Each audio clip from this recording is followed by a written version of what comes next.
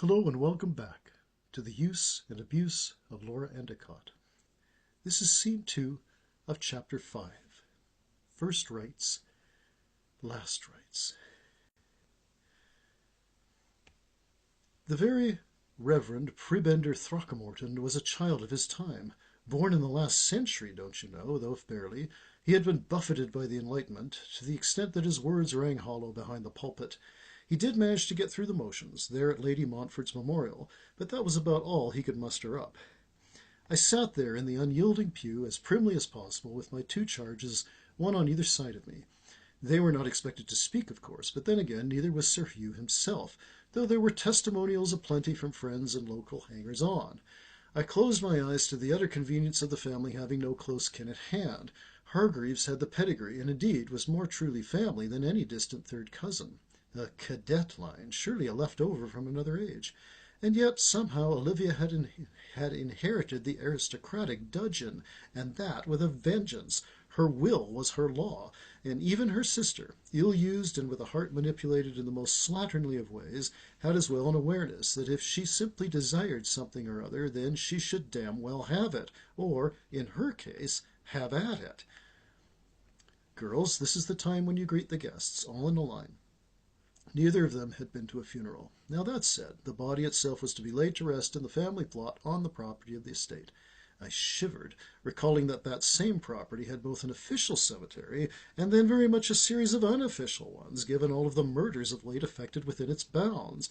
I had to swallow something down then as I observed Sir Hugh, who was to be the next unhallowed exeunt, though just like his late wife, also thence to be placed in hallowed ground.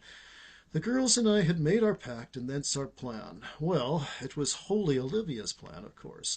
Simply to make sure selling my soul extorted a worthy price from said devil at large, I did add some picaresque items to the murderous menu, with the effect of having Olivia trust that I was not half-hearted about the thing, and the rub, as it were, was that in the end I was not. "The dullest affair on record, surely," Sarah murmured as we were strolling out of the church. Her sister had walked out ahead of us and was entertaining a knot of well-dressed persons who were no doubt consoling her regarding her recent and very much supposed loss. "Did Olivia explain to you how she murdered the housemaid?" I sought to get a breath of even-temperedness within the folds of intrigue, but also wondered just how much either sister in fact shared with the other more generally. Yes, after witnessing our breakfast carnage, Martha had raced upstairs to gather her things, no doubt with a view to immediately leaving the estate. Livy heard her commotion and caught her at the head of the spiral staircase. She intuited something or other, but told me she only knew for certain when she herself came down and joined us. So she pushed the maid down the stairs in the interim. It was not quite as simple as that, but the result was the same. I suppose I should not ask after such details. How was your sister aware of the cellar compartment? Oh, due to the fact that she herself had been imprisoned there, back when she was 11. Good God! Violette's doing, no doubt. Yet another tortuous event that the young Olivia had had to endure, occurring before my predecessor had even arrived. Yes, but with Martha's aid. Even then, my sister was a wiry whip. Indeed, and now 2 years and more later, once again the menacing image of Olivia, currently standing about 10 yards away and speaking quite casually to those hovering round her, her form relaxed and her manner nonchalant, was framed in my mind's eye.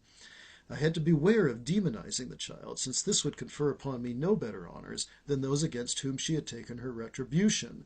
Laudable, to a point, but then again, who was I to moralize, given that my desires had been in the ascendant ever since I had been granted my position? No, in fact, ever since I had seen Philip off at the Cambridge station.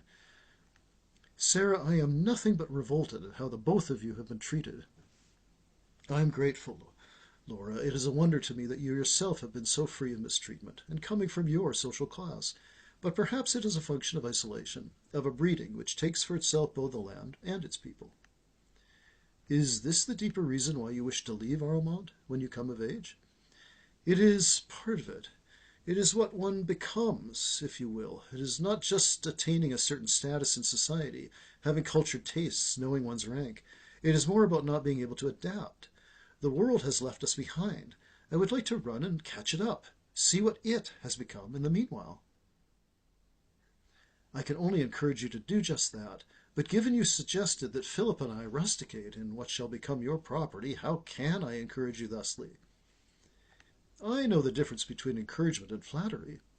Good gods, yes, she would. She would, of all people. Her father would have flattered her, probably still did. But how disingenuous might he in fact be?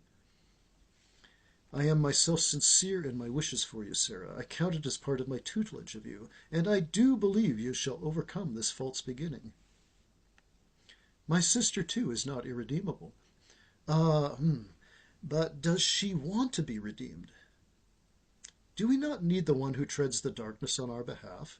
Livy told me that when she is half asleep, she envisions darkling angels round her bed. They kneel there, as if in prayer. She tells me that she welcomes them, for they are present to guide her through the black void itself, the tunnel within which one can see no light, not even a pinprick.